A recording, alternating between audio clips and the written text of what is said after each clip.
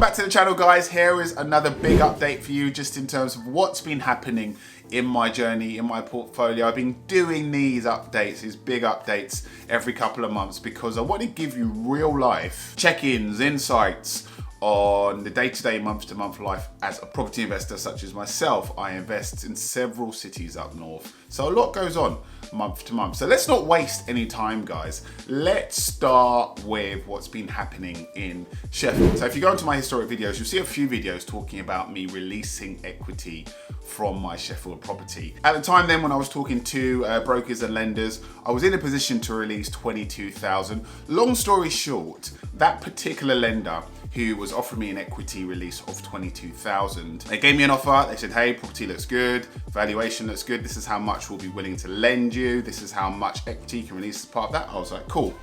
And then what happened was underwriting, and I'll come on to the whole process of releasing equity and I'll go through it step by step later in the video, so check the timestamps. But essentially, when it came to the underwriting, the valuation, the valuer, which is a third party, the lender, gets a independent valuer, whatever company it is, to go and look at the property. The valuer came back and said, this block of flats, so my flat is in a block, there's about just under 100 flats in that block. They said there are too many investors owning the properties in that block. So not enough people who've bought the property and live in it, too many investors. And on that basis, they recommended that the mortgage lender does not lend to me, okay? Absolutely bogus, guys. And I wanted some more information on that. I'm like, why does that even matter? Why does it matter if there's too many investors invested in a block of flats? Surely that's a good thing, right? Because they're all letting out those properties to tenants. The issue is when it comes to credit risk, apparently now, this is what I've been told, if there are too many investors that own properties in a block, the lender's position is less secure in a worst case scenario when they need to sell the property, because they might be in a position where you've got many investors selling properties in that block at the same time. So say there's another political, global, economic catastrophe and mortgage rates shoot up, right?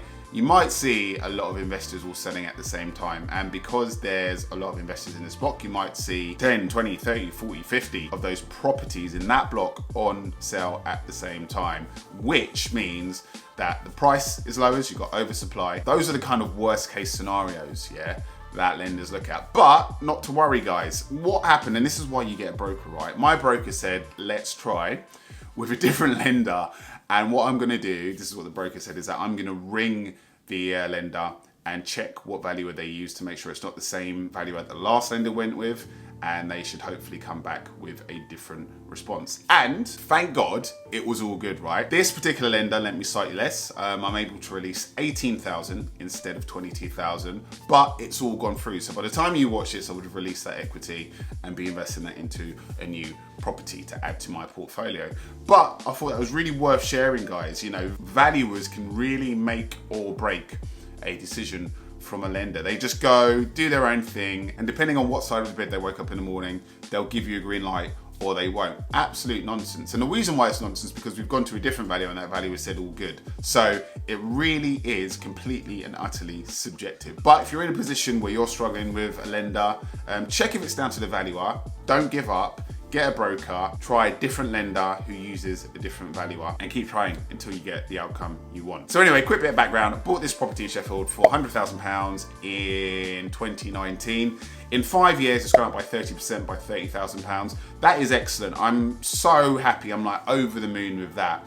And this is a real life example of buying a property in the right area, doing the research up front and seeing real life changes in a city in real time. I talk a lot about regeneration, the canal for regeneration, you know, investment coming in to build infrastructure, to build transport, to build the city centre. All of this has happened in Sheffield over the last 5 years. By God's grace, of course, I've been very lucky. You know, I'm not some kind of guru, I'm not a clairvoyant, I can't see into the future, but I take educated risks. I love to do my research, and God's done the rest, right? So several factors, yeah, have contributed to the rise in my property price in Sheffield, as I just alluded to in the past 5 years. I'm going to be quite specific. I'm going to show you them now because I really want to give you, yeah, real life examples of what to look out for in the city. And hopefully you'll have outcomes like this where your properties are going up by 10, 20, 30, 40, 50, £1,000, you know, over the course of 5 years or even less, right? This is what we want to get out of property. So right here, okay, is a document that the city of Sheffield put together in terms of how they planned to regenerate and develop the city. And this is all fed into the increase in my property, the increase in value of my property. So first up here, city centre redevelopment, okay? The Sheffield city centre has seen, you know, significant regeneration, redevelopment projects, okay, over the years. New commercial spaces, residential buildings, so houses being built, cultural attractions, all of which has increased the attractiveness of living, particularly in the city centre, and driving up property prices. So take a look at this document here. It was done by Deloitte. Whenever a city has like a strategic vision, those are good words. Those are words that you want to hear because you know that they're serious about developing the city. So you can see here on this page, they're talking about lots of different areas of the city that they're looking to improve on: retail, culture, leisure, education and talent, businesses, jobs in the economy. That's really important because the more businesses and jobs that come into a city, the more people that are going to flood in there and live there. Quality public spaces. This is all good stuff. So this is some stuff about Sheffield city centre today. But let's go on to how they want to change the city. So this is good: levelling up, spreading opportunity and more equality across the UK, increasing public investment outside the southeast. Yeah, so when they talk about the southeast, they're talking about London, right, and surrounding cities. London is a capital of England, obviously. It is a capital city in Europe. It is a global capital city, right? So when it comes to the economy and culture, London really is where it's at. People flood into London. It is the heart of England, of the UK. What the government's been talking about for years now is developing the rest of the country outside of London, up north, places like Manchester, Liverpool, Sheffield. And you know, if you go to any one of those cities, you'll see that there's been a lot of investment there. And Sheffield is one of those cities as well. It's not on the level of Manchester and Liverpool yet, but you know, by God's grace, it will get there too. And you know, even further equity increases in the value of our property there. But they're talking about, yeah, leveling up, digital. So, you know, broadband, all that good stuff, agile working. And this is a really kind of like summary of what they're doing. So 3.7 billion of economic activity generated in the city by 2030, 7,000 new jobs, 250,000 square foot of shops and leisure spaces. That's businesses coming into the city, you know, rising wages, creating jobs, lifting the affluence of people there, and that usually lifts the raises the value of property in the city. 420 new homes, 500,000 square foot of workspace.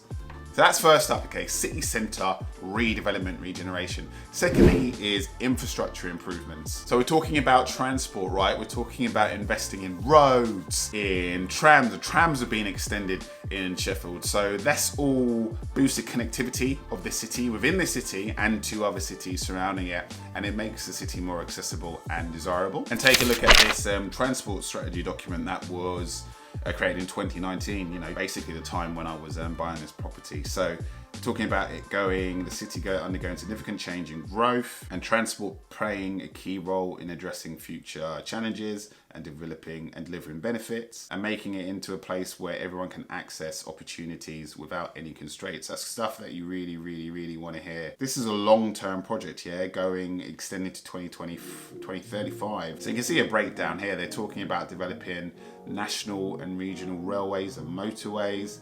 So talking about HS2, is that still happening?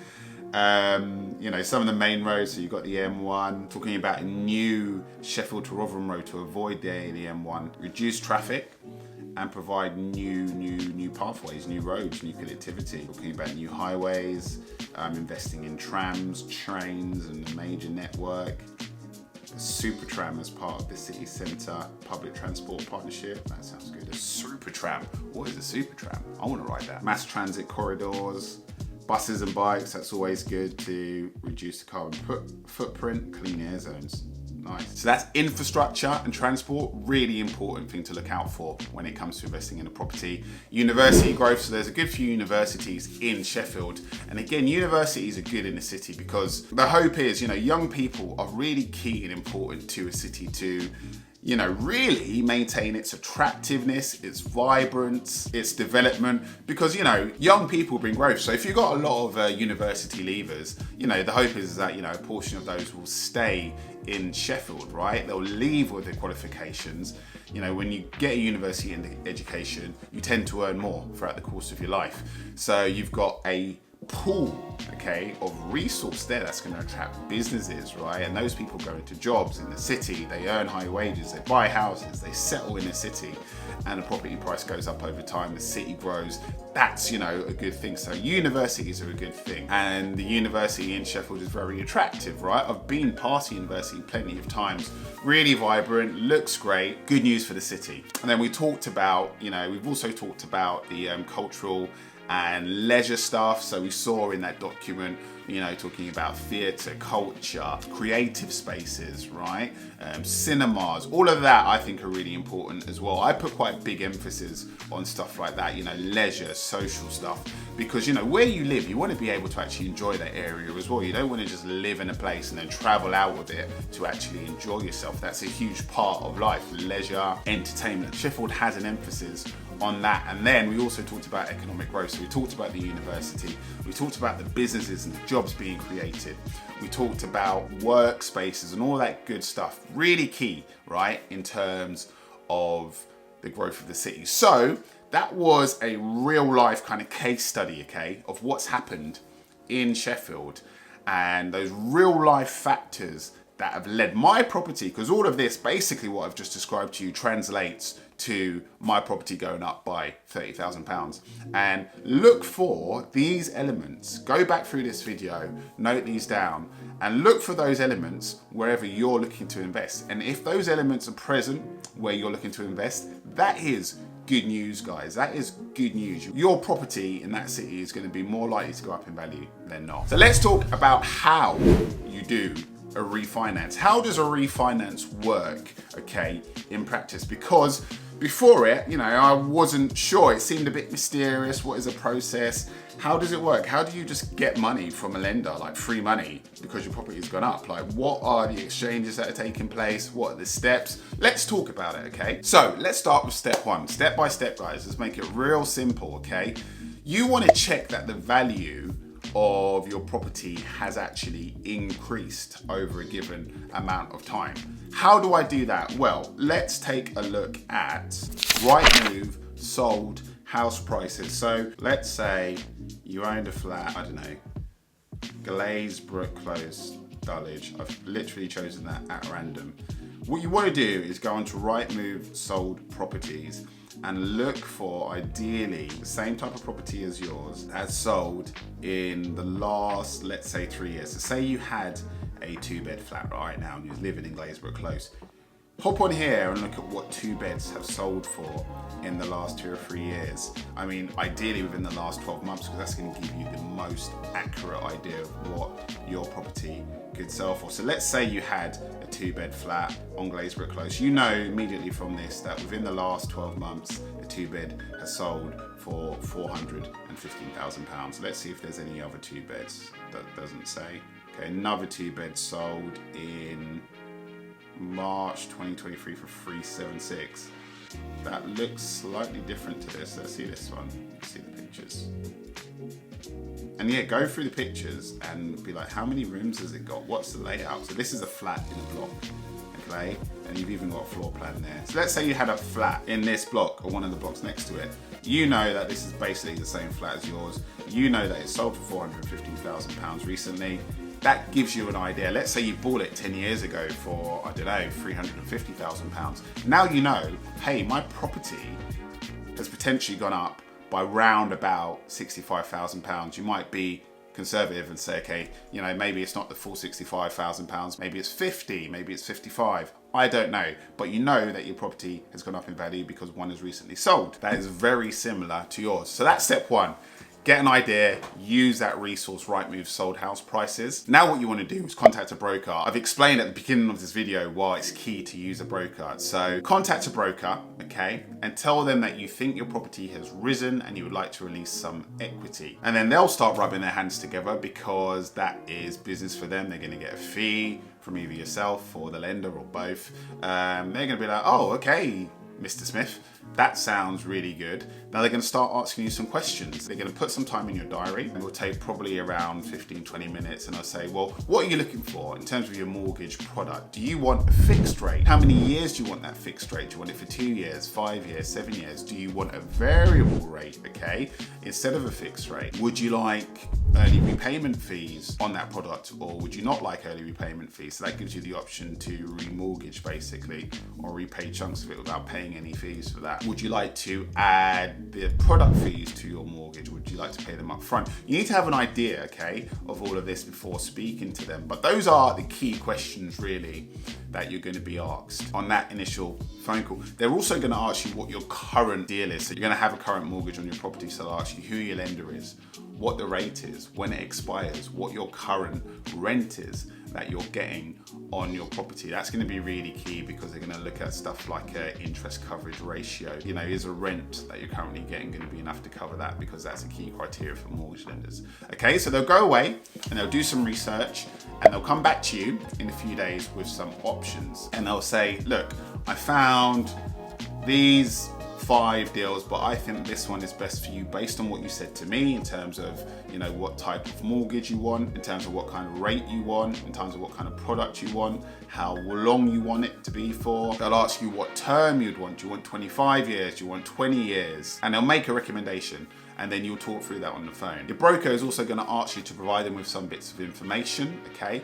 They're going to ask you to send them your work contract, your recent pay slips, your recent tax return. They're going to ask you for a copy of your current tenancy agreement, and they're going to ask you for a breakdown of your budget and your monthly spend. So if you're not the type of person that budgets and knows what you're spending month to month, time to get on top of that, because they're going to go through it in detail really to find out how much money you have left at the end of the month, because that's very important in terms of like your credit worthiness and your credit risk. And they're also going to do a credit check on you. So let's assume that the mortgage offer, the mortgage product that the broker has found is good. You say yes. The next stage is for the lender, the mortgage lender, to underwrite the actual mortgage and give you a formal offer. So what you've gotten at this stage is a recommendation and an illustration from the broker. They've matched you up with a potential product out there. Now it's time for the mortgage lender to step in and do their due diligence. So the formal mortgage offer, in terms of underwriting it, has, you know, a few main components. That is a valuation. I talked about the valuation of this Sheffield property. They're going to come and value the property and make sure that it's worth what you think it is. Sometimes they literally go to the house and do that. Sometimes they just drive past it, do a desktop valuation. Sometimes they do it based off of information that's out there on various systems, right? Depends. They'll do some title checks and some other stuff. And then if that all goes well, they'll give you a full offer.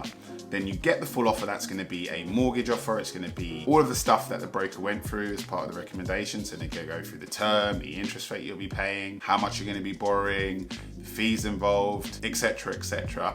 And you'll get a date, completion date, at which you'll switch over to this new mortgage. As part of that, as we alluded to at the beginning, if your property's gone up in value and releasing equity, on that date, you will get a lump sum into your bank account. So whatever your current mortgage is, the amount over and above that the new lender has agreed to lend you, that is what you're going to get into your bank account tax-free, guys. And that's how equity release works. That is the process of remortgaging, refinancing. Now, there's several words for it, but it's all the same process. That's how it works in practice. Any questions, let me know in the comments below.